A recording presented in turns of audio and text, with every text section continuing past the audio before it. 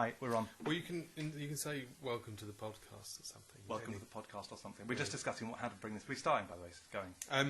So we were discussing. I'll tell you. This is really professional. Good start, isn't it? Hi, we're just discussing what this podcast is going to be about, because I thought John said let's do something light-hearted. Well, I didn't say let's do something No, light-hearted. you're I was just telling me no. I was just saying let's not just fucking wade into conspiracy theories about the coronavirus, because it does get. I mean, I know, but it is called the Corona Diaries. This whole series, so there's a slight, We can talk about the Corona Diaries in a bit, but I didn't actually realise it was called. I thought it was called Unlistenable. What's it called? Well, it's Unlistenable, the Unlistenable podcast with Tim Briffer, which, by the way, I didn't choose that name. John insisted, not my ego. I'm trying to detach myself from this whole sorry project. But anyway, presents the Corona Diaries. Are they my keys, by the way? No, they're mine actually. Okay.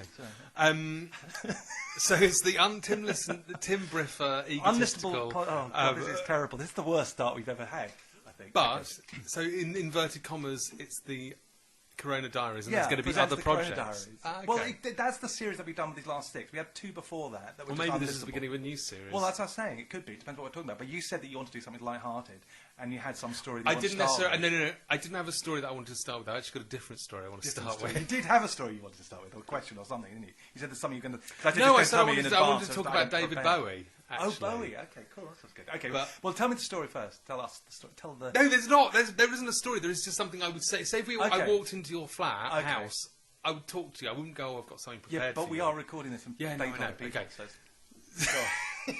was just talking about. I got a pain in my lower back. Uber. Not really going to work. It's like, do you remember the Des O'Connor chat show when he'd always say, so have you been on any planes recently? Oh, funny you should say that. Actually, I've got a story on that one. Okay, go on anyway. About Des O'Connor or No, planes? but someone I was on a radio show once. Yeah. Radio Thames Mead, and it was this local radio with this woman on it. I don't know how we got it. It's before we were even called My Drug Hell, I think. And me and the drummer got somehow onto Radio Thames Mead. What's it called? Demo Corner or something like that. And some really lowbrow, lowest of the low, about 8 listeners kind of thing. Yeah. But actually a bit more than that. It was a Thames Mead. Anyway, and this woman who was just complete housewife type sort of did us a little interview before we went on the interview, just as trying to get some stuff. Yeah. And somehow it came up. Our drummer mentioned something about a van that we had. Yeah, we'd recently bought, whatever. And I said, oh, yeah, it's a funny story about that. And then we just changed the subject. We just talked about stuff. And she's just getting a sort of information that she could ask in the interview. Yeah. Then we went to the interview. And so then she goes, so, boys, how do you get around town? Obviously, leading up to the story, she knew that I had, but she hadn't heard the story, right? So she hadn't actually heard the story. So this is the story, right? This is what happened. So I go, well, yeah, I mean, it's a bit funny. We got this, because what happened was, we bought this van off this guy, and but he's a really dodgy guy. It turned out we didn't have MOT. He promised us MOT and tax or whatever it was, and he didn't have it. And we kept on trying to arrange to meet him to get the manual, whatever it is. I don't drive, so I don't know what it was. But anyway, the other guys. Yeah. And he kept on lying and not showing up and lying and not showing up. And then I started ringing, and he fucked us around with the money and various things. And eventually I sort of kept on ringing, and then it got no reply. And eventually, so we just sort of kind of gave up. And then at some point I thought, I'll ring him again. Tried it, and I got through. So I picked up the phone. I went, hi, is Fred there, or whatever his name was? He said, can I ask, is this to do with business, or are you a friend? And I thought, well, he's obviously some sort of shark, this guy. So I said, I'm a friend. And he said, oh, okay, something I have to tell you. I'm afraid he died. And as I started telling the story, I got the giggles. So I go, he died. And I went, yes, he died, like that. And then the drummer goes, and then she goes, so I'm like, well, that's not very nice. And I'm laughing, and then the drummer goes, yeah, he drowned. And then there's about 30 seconds where we're collapsing and laughing about this guy who drowned. And she's like, well, I don't. And I've got a recording of this interview, which I want to put on the end of our next album, actually. As the Can you put it on the end of this? Well, it's really hard to get a copy of. I might be able to. But it's going to be the fade out of this, because I've written this next album, which is going to be this dark, macabre concept album. Yeah. It's all written. And I wanted the fade out to be just, yes, and then, he died. Whatever it is, I can't remember exactly the sequence. It's amazing. And I remember a friend of mine who listened to it. I said, did you hear it? He goes, unfucking-leavable. Yeah, anyway. It wasn't a story. It was just my unbelievable paranoia, just as I was walking over to yours, the 5-minute space of time walking from mine to yours. You know, I'm getting a guy to do this 16mm filming for me. Yeah. This camera guy.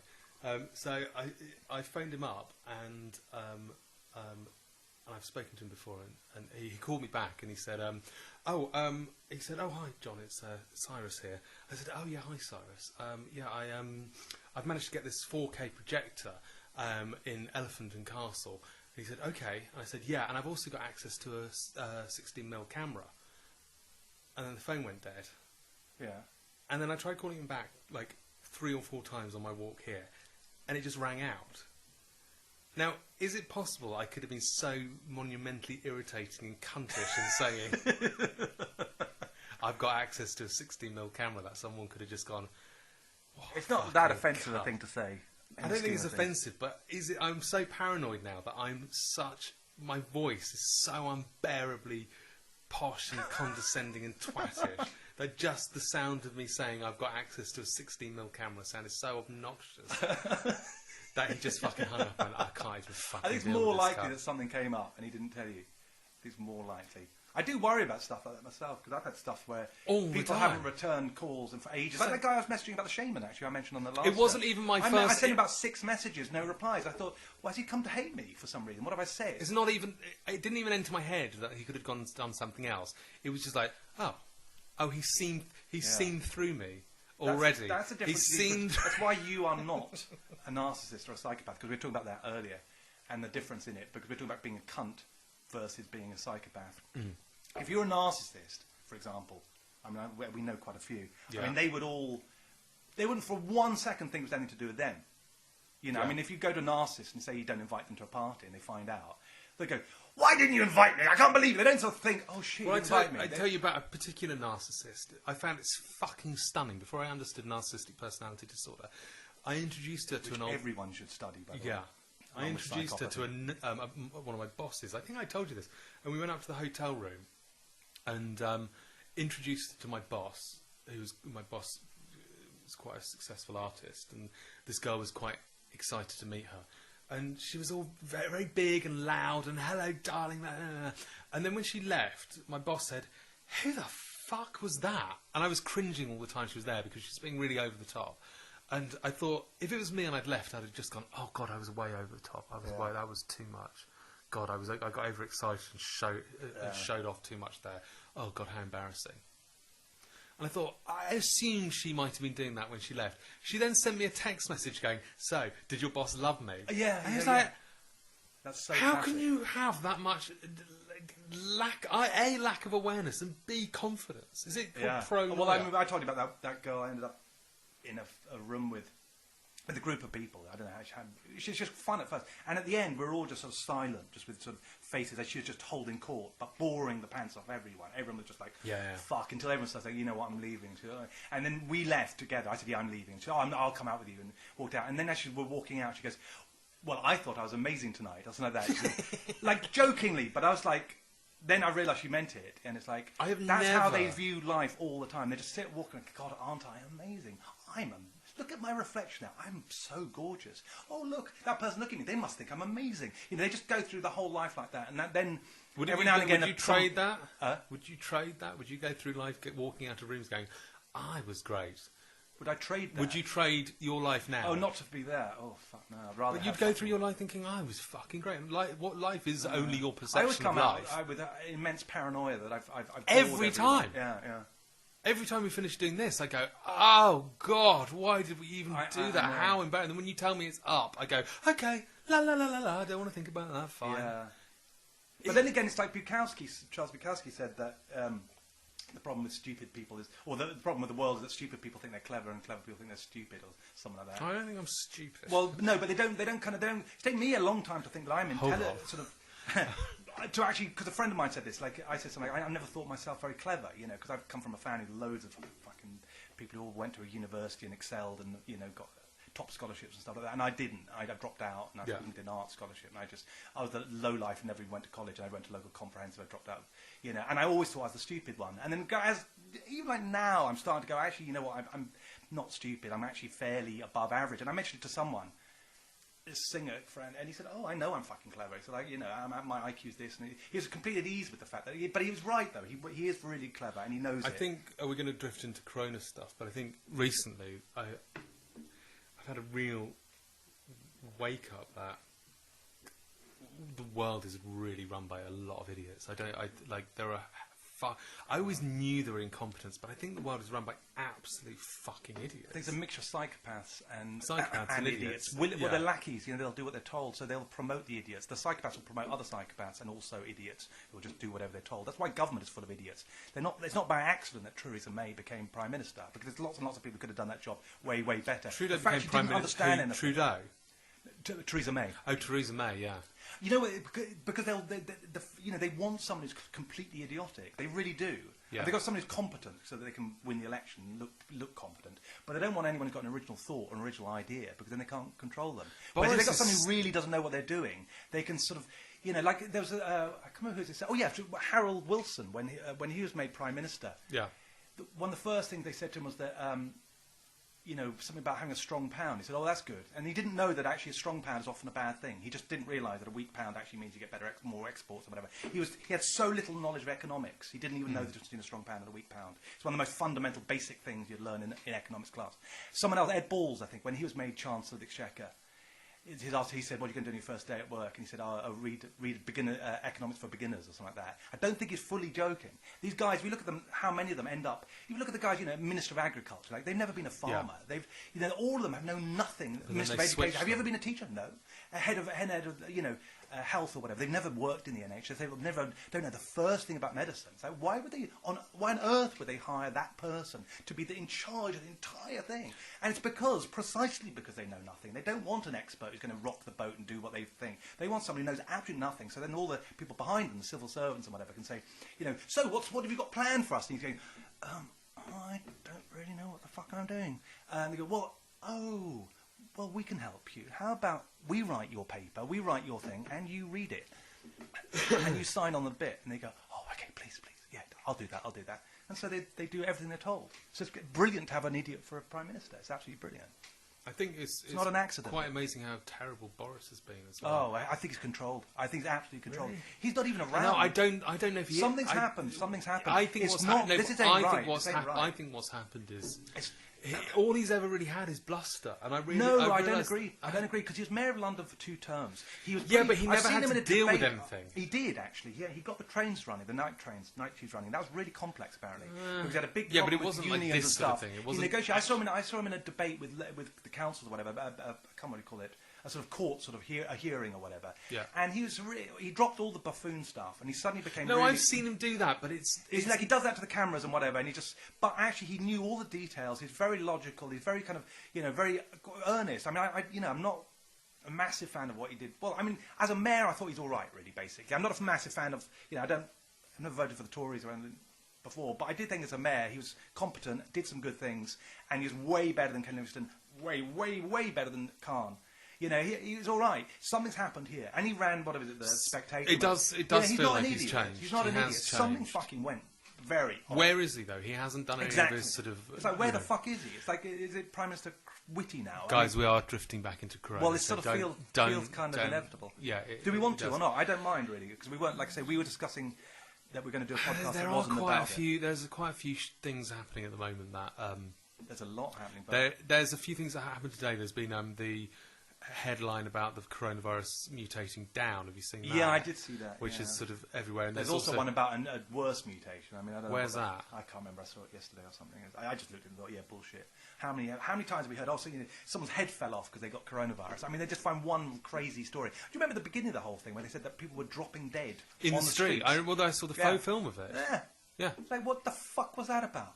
Yeah. And it's like the Guardian and these sorts of papers just run these stories, new scary story. None of them ever turn out to be true. They never say, oh, by the way, sorry about that. Have you seen how many more people are dying of the flu at the moment? 6 times as many people are dying of the flu than the coronavirus. Yeah, it's right now, it's about the same as the common cold. That's roughly the amount of people dying of corona now. When's it going to be over? Like, when is someone going to say... I know. It's like it's over. I don't understand. 3 people died on yesterday, I think 5 the day before and 3 the day before that. We're averaging 3 or 4 people. That is the same as the common cold, like I say, roughly. And it's like, we were meant to just flatten the curve, and suddenly we got into this like, well, 3, oh, it's still 3, and they're always going on about cases. Like, yeah, but 3 deaths. How does that matter anymore? But I don't know how. I don't understand. I'm going to wait till we get into negative figures. Like, we've got to say... People are coming back from the zombies. Oh, there's only 5 zombies 12 people come back to life. We can get them. Well, we want to...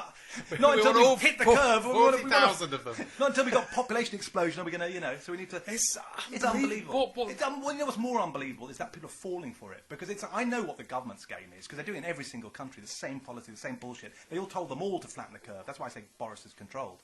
Because all of them did the same thing. I didn't realise this at the time. But every country was told, oh, we're just going to flatten the curve so the health service doesn't get overwhelmed. They locked them down for about 3 weeks, told them it's 3 weeks or 2 weeks, and then they just sort of extended it, and then they didn't mention the fact. They just go, oh, it's too high, the infection rate made all this, and it's like, hang on, what happened to flatten the curve? And then it sort of becomes, we need numbers are too high, and then even when it gets down to single figures, which is across almost the whole of Europe, there's barely a country in Europe now that's more than 10 a day. Most of them are around 1 or 3 a day. What are we going to do when no one dies of it a day? They've even had that in Spain. I think they've had. But when we get to know people have died of it, what are we going to do? When we get to know people. When will it be over though? When it won't. That's the point. Is there going to be a point? The war on terror is not meant to be over. What happens if the cases go down though? What happens if the cases go down to 10? They're now paying people to take. Well, my dad got a letter asking him to go and test for it. Yeah. They're paying people to do tests. Fuck? Yeah, and they're running out more and more tests at airports and whatever, compulsory tests. So the cases will keep going up. But it's asymptomatic thing. They can just fucking make it up. You've got coronavirus. I feel fine. I know. You've got coronavirus. I've read so many stories of people who haven't even filled in the tests who've been told they're positive. We're going full on coronavirus now. Thank God it's under the umbrella. This one's under the umbrella of Corona Diaries. Forget that. It's Corona Diaries. It is, isn't it? Yeah. Oh, fuck. There's nothing else to talk about. I have this problem with my girlfriend. Like, we spend all the time talking about coronavirus. It's like... I want to talk about David Bowie dying before the end of this. Yeah, okay, I could do it in a minute. But what I really hate is that, I don't want to be talking about it. It's like, I don't want to even be involved in politics. I fucking hate politics.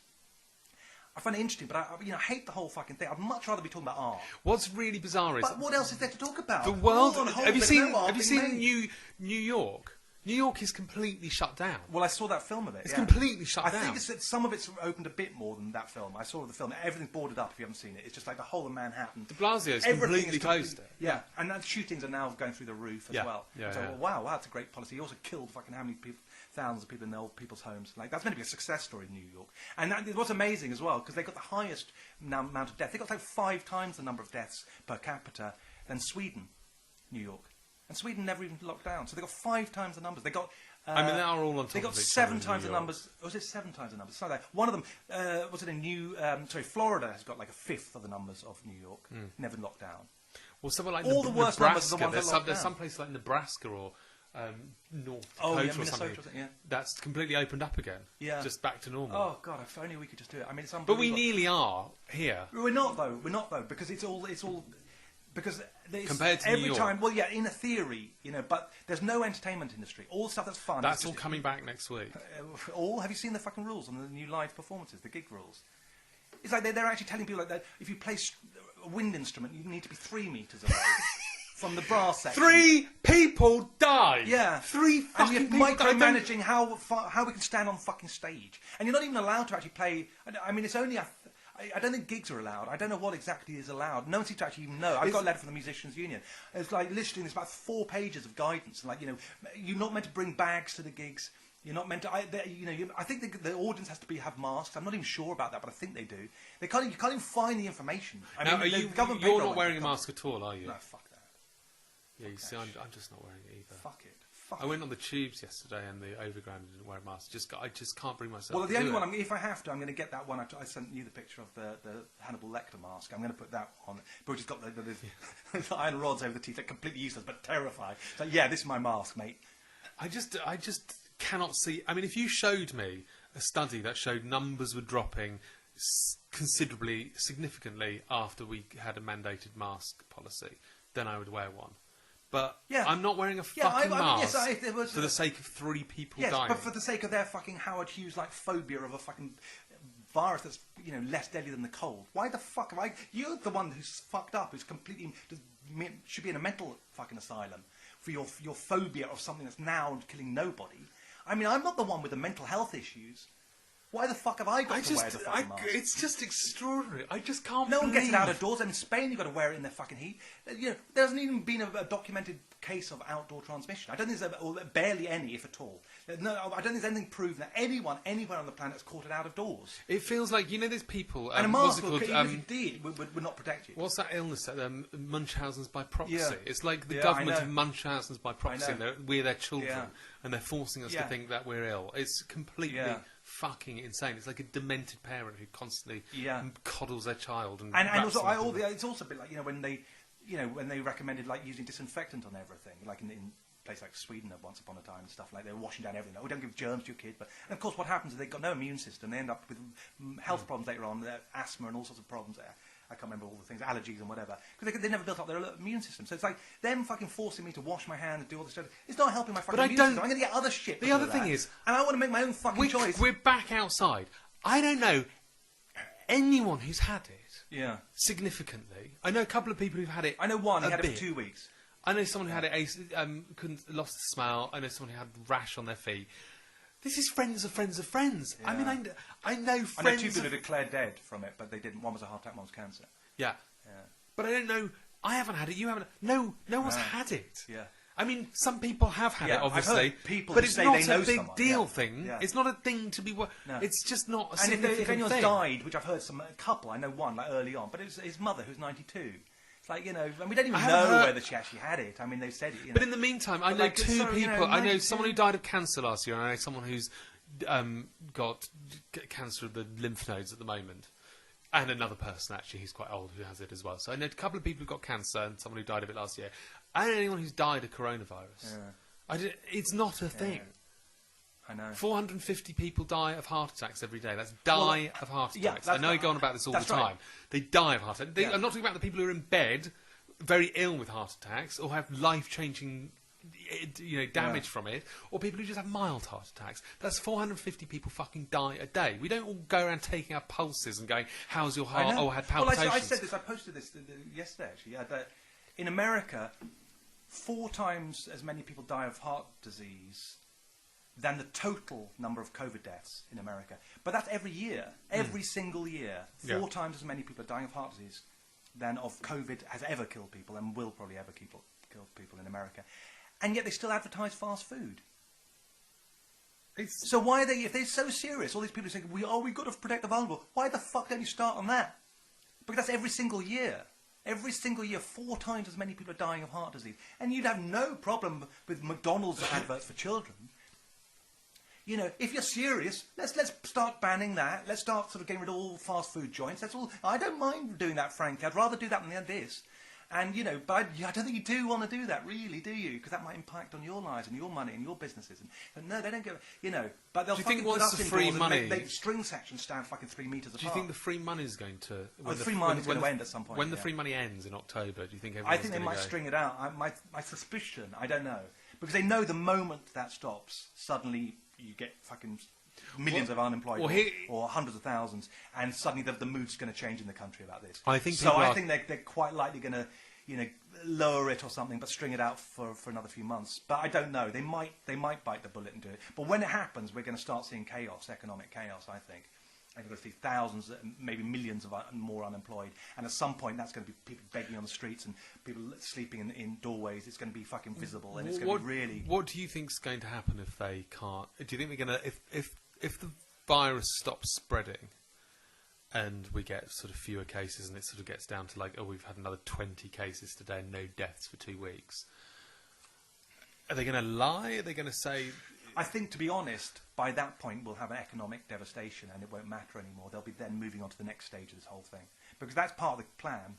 If you understand all this and see what their motives are and you look at their papers and what they're actually trying to achieve, which is to reset the whole globe under a whole new sort of almost communist kind of Chinese-like system.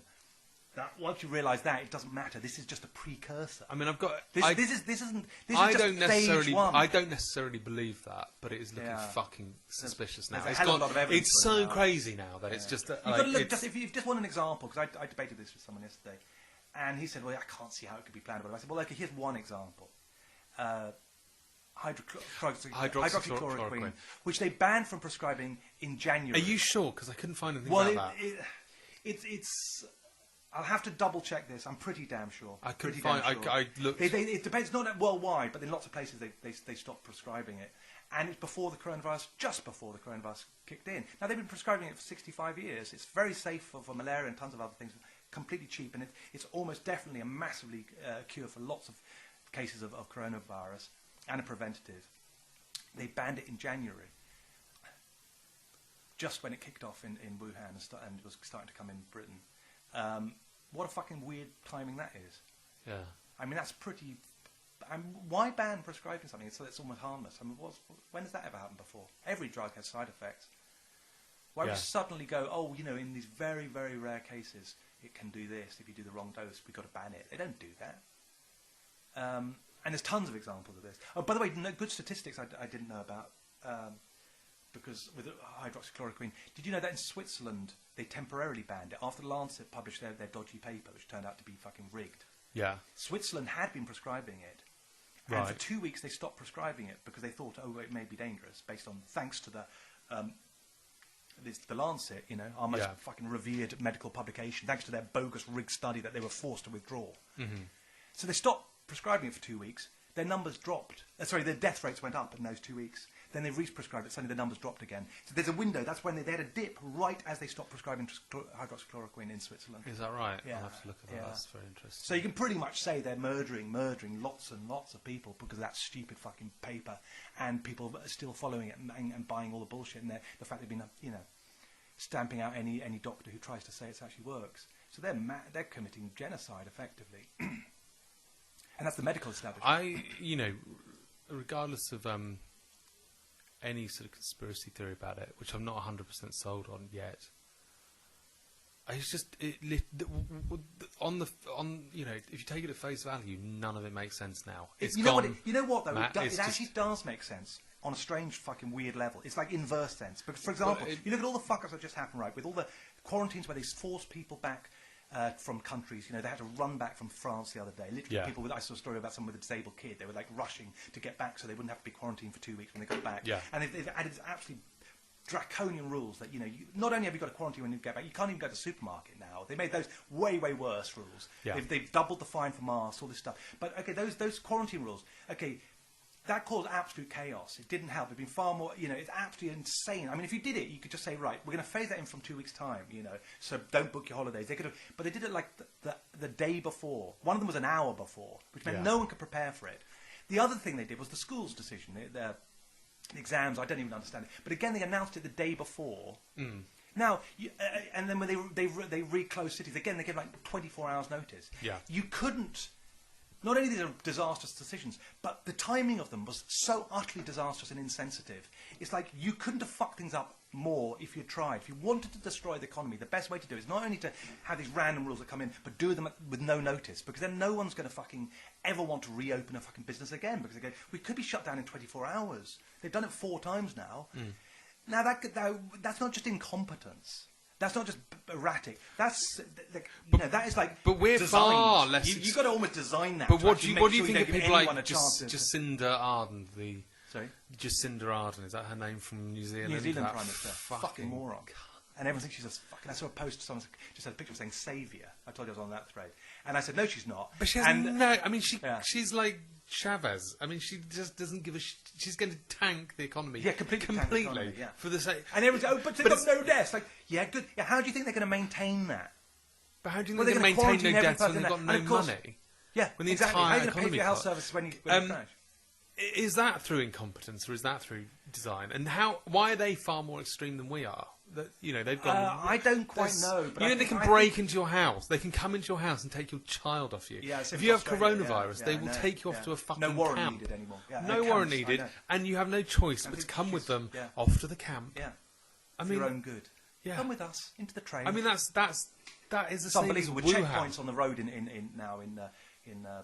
Australia. Australia are flying drones to spot you if you're outside without a mask on. Right. Yeah. And people think, it's for your own good. This is normal. This is totally normal. This is really, yeah. I mean, you would fucking expect a fucking zombie apocalypse type disease that you know to warrant that sort of thing. Yeah. That's proper fucking Dawn of the Dead shit. I know. That's not a fucking 99.97 survival rate cold. Yeah.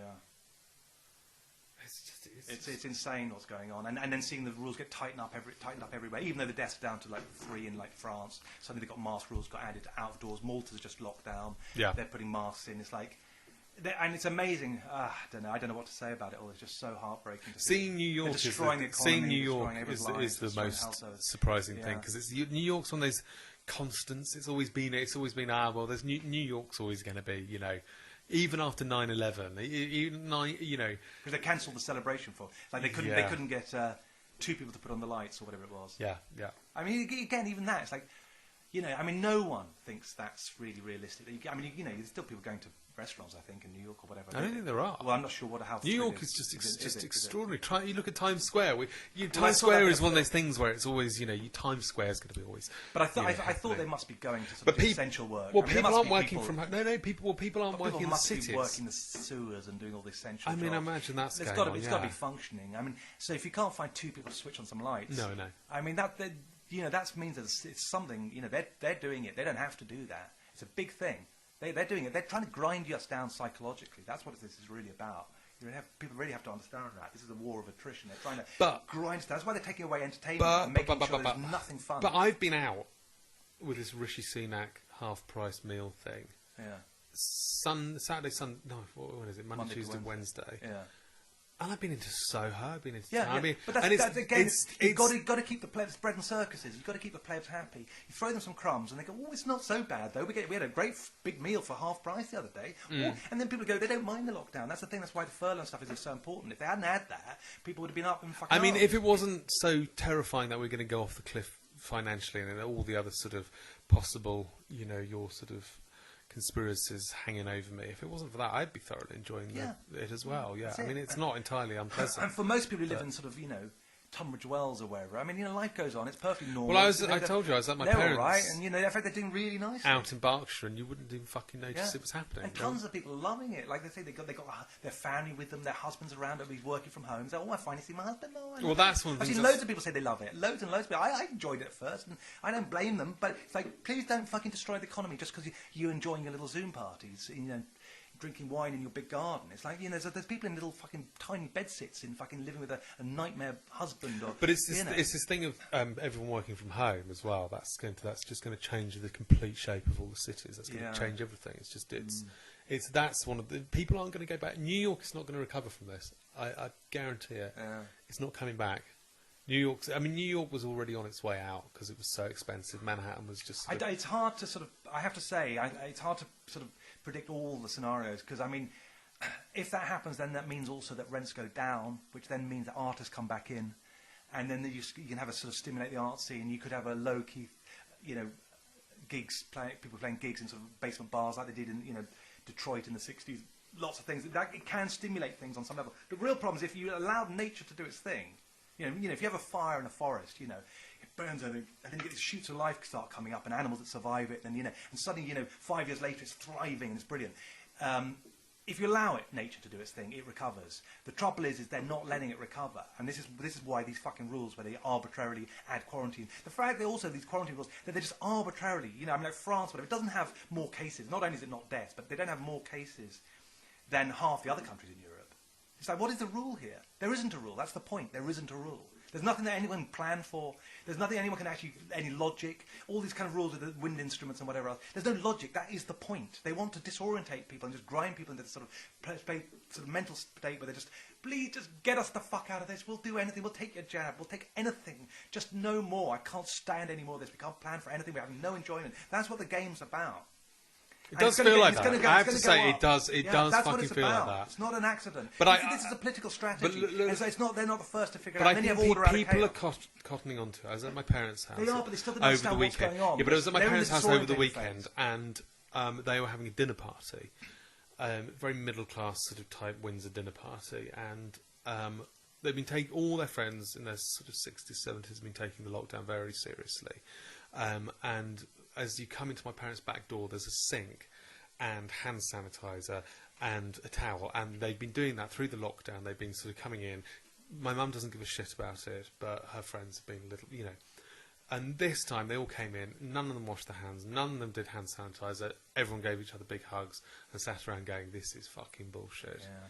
if people out there are starting to go, fuck this, Yeah, 4 people died, I'm sort of getting there's that not vibe, much you can do to sort of, the trouble is, it doesn't. There comes a point. This is, the essay I've been working on, which I can't. It's so hard to write because it's so painful to see it all actually happening about psychopathy, how psychopaths rule the world, how they take over countries and take over the political system. The trouble is, there comes a sort of. I compare it to how a psychopath takes over, say, a vulnerable person, like an old person who's sort of ill, and what they'll do is they come in as their friend. Yeah. I put it down to 7 stages. They don't always happen in the same order, but it's more or less you befriend them. You establish trust. That's essential. You don't just go, I'm a psychopath, fucking, I'm going to come in, because then they'll call the police, So no, that's generally speaking not the best strategy, especially long term. So what you do if you want to prey on someone as a psychopath, I call it parasitical psychopathy, is you first have to establish trust. You select your victim, your target. So usually someone vulnerable, someone who's got something that you want. Yeah. Then you establish trust. Say, I can help you with your taxes. I can help you do your forms. I can fix your drain. Like road builders. I just passed. I noticed you've got some problems. I can do it. I have to be passed. I've got my ladder with me. I can do it for 10. For you, 100 quid for you. For you, Yeah. And people go, and then you scare the shit out of them. You invent, because then you'll need more. So then you have to invent a threat. Oh, by the way, while I was up on your roof, I hate to break this to you, but I noticed you've got a bit of a problem with your chimney. Could I hate to say it, could fall off, in which case it could actually kill someone, and then you'd have a liability for lots of money. You wouldn't want that, would you? And they go, oh no, I wouldn't want that. Well, it just so happens I can help sort it for you. So you then offer that, and you gradually, and then you get infiltrate their lives, especially if it's taking over someone, an old person, for example. So you get into the house, then you try to move in, you get some keys cut, and then you say, and then if you can, you might marry them if it's a predatory sort of relationship like that. But if it's an old person, you gradually take over their affairs, and then as you gradually get more and more control, you try to separate them off from everyone else. This is why, so you don't want anyone who's going to grasp them out, figure them out. So you start separating them from their family. Yeah, I get all and they this. do that with the information. That's what they do that's why the media gets more and more controlled. But what I was going to say is that at some point, the mask drops once they've got them, and then they don't have to. Yeah, but I get that. But the point we're at the moment. Yeah, but we're at that point. No, we're not. We're at the point. We're at the point. They're on the roof at the moment. They've been up there a long time. We're going, I think he's a bit dodgy. Yeah, exactly. But I don't think they're still not doing anything about it. That's the problem. Yeah, I know, but we're all looking at each other going, that guy. I know, that's the thing. They haven't quite got. We're not going to marry them. I know. They're not going to. No, but they've already run everything. They're controlling all. They've got all the other stuff, and they've all got their ducks in line for every other aspect. They control our health. I mean, notice how we can't get doctors anymore. They're controlling our food supply. They control our rents, where we live, how we move, whether we're allowed to see our girlfriends or not. All of that's completely controlled now. No, but if they lock us down again, what? We did like Australia. At some point they go, you know what? We don't care. We got you anyway. And that's where we're on the cusp of right now. We are about fucking an inch away from that right now. I mean, they're talking about signing the COVID Act, extending it in September for 2 years. What's that? The emergency powers that they've got. That's how they're doing all this shit. It's under the emergency power laws. It's meant to be temporary. Now they're going in September. I think they're planning to extend it. Not like for a couple of weeks, 2 fucking years. That means we cannot even vote them out. We can't do fucking anything. They can ban protest. Revolution. So we are that close from that. If people don't start rising up very fucking fast, en masse, across the globe, it won't matter that we all wake up. It'll be too late. I don't know. That's what we're facing. I still think that's what we're facing. It's fucking. This is the fight for our fucking existence. After that, if you think you care about kids, as everyone go, I care about kids. I care about old people. Like, those people won't have a fucking future. They'll be living under that forever. I think people are changing. I don't think they're going to pull this off. Well, I hope not. But they haven't really done anything. They've just made us wear. I'm shocked people are still wearing their fucking masks. The mask rules are out of doors. Like I say, more and more it's out of doors. Higher and higher fines. Higher and higher fines if you're seen out of your house. I mean, in Australia, if you leave your house, you can get fucking, 3,000 quid fine or something like that. I mean, at some point you're not going to resist, are you? You're just going to go, I can't afford to. That's it. End of I think they ban protests. You know what they're trying to ban in Australia is actually discussions of conspiracy. They've done that. They've seized someone's computers. Right. Fuck me. They've seized people's computers. Okay. So how do you organise a protest when that's happened? In fact, how do you even dare talk about it? I can send you that. I didn't know they'd gone that. I can read this. This is what they've done. Hold on. They have done. And they're coming to people's doors. It's like okay. A couple are watching their child in a playground. They're fined by police. They are further than 5 kilometres from their home. A man leaves his home at 9:30 to buy some cigarettes. He too is fined $1,652. He has left his house during the citywide curfew, which comes in 8 p.m. On Facebook, 2 men plan a protest against Victoria's restrictions. Police execute a search warrant, seize their mobile phones and a computer. One is charged with incitement because he wants to organise a protest. Public gatherings are limited to 2 people and only for exercise. Physical, not our basic rights. They've basically just removed every That's single Melbourne. power. That's Melbourne, Australia. That's I mean, that's way. Believable. I think even China probably has more freedom. Well, did you see them all in Wuhan this week? All in the swimming pool in there. There's about 1,000, about 500 people in a swimming pool on inflatable dinghies, all watching a pop show. It doesn't look too bad. It's terrifying. More fun than here. I look at Russia and think, I'd rather be there sometimes. It's like, fuck me. What the fuck is happening? I'd rather be in Russia. Fucking hell. Fucking anywhere rather than here at the moment. I mean, virtually. Anywhere free, anyway. Where? Well, anywhere. Just somewhere that you've got to fucking do what you want. Windsor's fine. Yeah. Well, I may fucking have to move. Anyway, shall we talk about the Bowie thing? Let's talk about the Bowie thing, yeah. Change the subject. Like I say, we were planning to make this just not even about the Corona thing. And because we, like I say, we go on, when we go on these walks, we often sort of have these ridiculous conversations about art and theories and stuff that, and it's so entertaining, yet we always talk heavy shit when we're on this, and it's sort of so nice. Wouldn't it be nice to talk about something fun, whatever, And it's like we never do, because this is just taking over everyone's lives. Well, why don't we talk about this? It's not actually that fun. It's about Bowie. I've realised recently I was a massive, massive David Bowie fan. And I'm wondering if this is going to happen with... I call him Bowie, by the way. It's only recently I'm starting to change my way to Bowie. Well, it is Bowie, isn't it? Yeah, but when I grew up, it was Bowie. Yeah, I think it was Bowie. And then it's slowly metamorphosed into Bowie, became more and more common. But I kind of like... It's Bowie, like Bowie knives, isn't it? Yeah, but actually in America they call them Bowie knives. So we don't know how that's meant to be pronounced. That's the accent, though. Americans don't...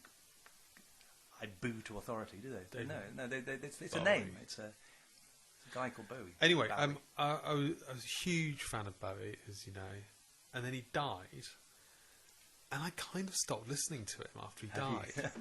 And I realised the reason I've stopped listening to him after he died is because he died, and it's really depressing. And I'm wondering if this is going to happen with, when Mick Jagger and Keith Richards died. With other people? I mean, it's not the first one. Well, because he died old.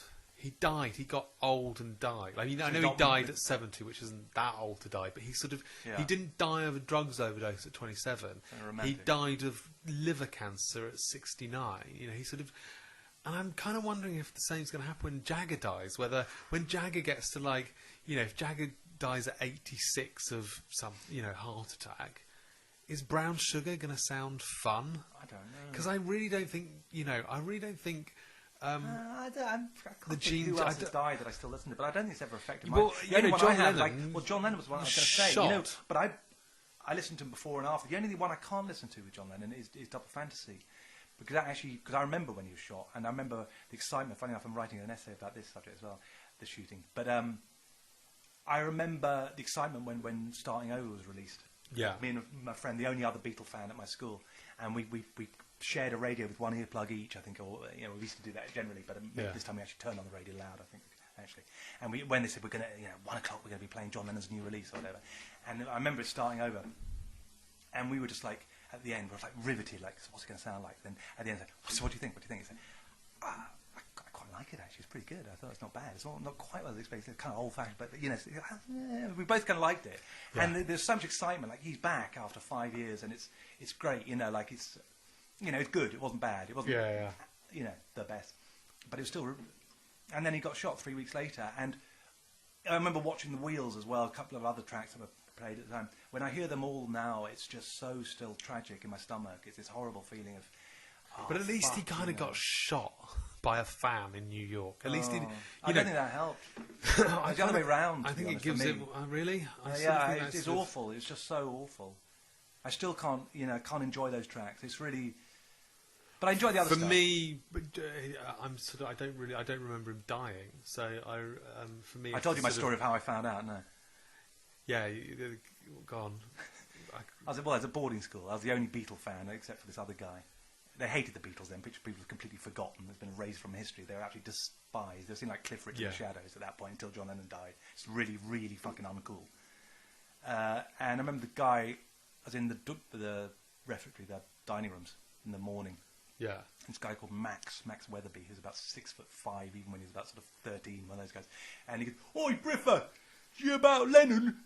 I go, "No, what?" And he does this fingers to the head, like he's shot himself, right? Gun to his head, that, and, moving his head, like that. And I looked at him, and I was with this guy, the Beatle fan called Harold. His name's Wilson, but obviously, his real name. And I said, "Fuck, what do you think of that?" And he goes, "Oh, he's just talking shit." I thought, yeah, no, people don't talk shit like that, make that up for no reason. And so we ate the meal, and I went and quickly got the radio on us when we got back. I thought, fuck, it's fucking real. So that's how I found out. And then that same afternoon, we had these things called Carols, which is like a workspace, which is just where you had a desk and a wall, and you could put posters up. And I had this thing. Someone on my wall got an ink cartridge and wrote, "JL is dead, rejoice," in ink above my Carol. That was in the afternoon. And then I went out, I stood on my chair in the whole room to about 40 people. I said, "Okay, who did that? Come here." I didn't care who it was. I did not give a shit if it was the biggest fucker in the fucking room. I was going to fucking go for them. And I still would probably now if someone did that. I mean, I just incensed. I mean, like, I would just fucking... I'd have loved it. I'd have loved to get that guy. And I still could... Wish I'd known it was, but no one dared. No one stood up. So have you heard Danny Baker's story about how, his dad was a docker? He's a real sort of rough docker. Yeah. Always, and Danny Baker's hero was Mark Bolan. Yeah. And he said he was in bed the morning Mark Bolan died. And his dad went, "Morning, a cup of tea." And he goes, "You about your what's that geezer, the one with the stars on his face? What do you like?" "Mark Bolan." "Yeah, dead, gone." "Cup of tea."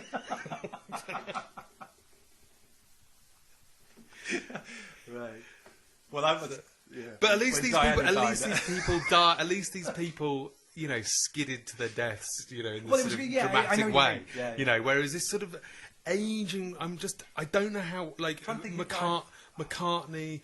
natural causes, yeah. Yeah, but I'm just thinking, we haven't really had this generation of rock stars dying of natural causes, and Bowie was the first one. I mean, Bowie did do Black Star and managed to make dying of liver cancer look cool because he was so fucking cool. But, and at least he sort of did that. But these people like Bowie, Jagger, they're sort of young and sexy. And even Jagger now, even though he's 77 or something, he's still fucking sexy and, cool. It's still the Stones. Jagger in 10 years' time at 87, you sort of hobbling about and then sort of dying of, some sort of, leukemia or something. Will you be able to listen to Brown Sugar and fucking Satisfaction? I don't know. I don't know if you will. Not for me. It hasn't changed anything. But Glenn Campbell, I think, died recently. I think he had Alzheimer's. I think he died. It's the trouble now. He's still alive, actually. Is he? Okay. I think so, yeah. It's the trouble nowadays. I have to remind myself who in the Doors. But he wasn't died. as kind of sexy and young. Ray Manzarek. I mean, he died sort of not that long ago. I think, didn't he? 10 years ago, recently. Yeah. And he's quite old by that point, and didn't change my view of the Doors. I mean, maybe because Jim Morrison. It wasn't Jim Morrison. Jim Morrison was waddling around with continence pads and fucking Again, I don't know. I mean, Jim look at Morrison. most Hollywood actors and whatever, a lot of them died much older. You still look at their young stuff and they look iconic. For me, it doesn't change anything, I don't think. I don't really know why you feel that with Bowie. I don't know, no, I just don't really listen to his stuff. I used to listen to him all the time. I could easily put on station to station. I think you have a different angle on music a bit to me, because you seem to, like the Stones, you think they're as good now as ever. In fact, better live, generally. Now, I think I don't like them live. I probably wouldn't even bother seeing them hardly. I enjoy seeing Ron Wood recently, but I kind of generally like looking back. I like I don't really want my contemporaries to be alive. I like the fact they're all dead. It gives them this sort of mystique. I don't like nostalgia at all. Yeah, I do. When things are done, they're done. Yeah, but that might be why. You always look forward to the new albums. For example, Leonard Cohen. Actually, that's a good example. Leonard Cohen. I mean, he died. Do you know how I found out about him? My boyfriend texted me, "I'm glad Leonard Cohen's dead." Is that right? Fucking hell! Did you know my story? Remind me who? Well, wasn't this with? Don't say who. I won't. There was someone I know. Yeah, I do. Don't say it. It was someone else who died. Did you think it was someone else? Yeah, and I found the news out. We came back. This person, he's a bit larger than life character, and larger than life, bit of a cunt. And anyway, no, she's not. She's lovely. She's lovely. And she, anyway, we came back here, and I've heard the news that he died. And this sounds really pathetic, but I just started crying, and I don't know why, because I haven't cried over any of the others. Not even John Lennon, I didn't cry. For some reason, I just suddenly burst into fucking tears. It just suddenly hit me. I don't know why. And anyway, she was, I can't remember what it was, because I said Leonard Cohen, and she starts crying as well. And then it turns out, she said something about, was it Lloyd Cole? Yeah, Lloyd Cole. It's not Lloyd Cole. It's Leonard Cohen. I know they're the same initials. Are they the same person? Yeah, but she was just trying to get into character, clearly, you know. I'm trying to have a moment here. You know what I mean? Now it's got a comedy show. And you go, oh yeah, Lloyd Cole. Leslie Crowther. Yes. Oh yeah. Oh, God, that was a fucking. Oh God, yeah.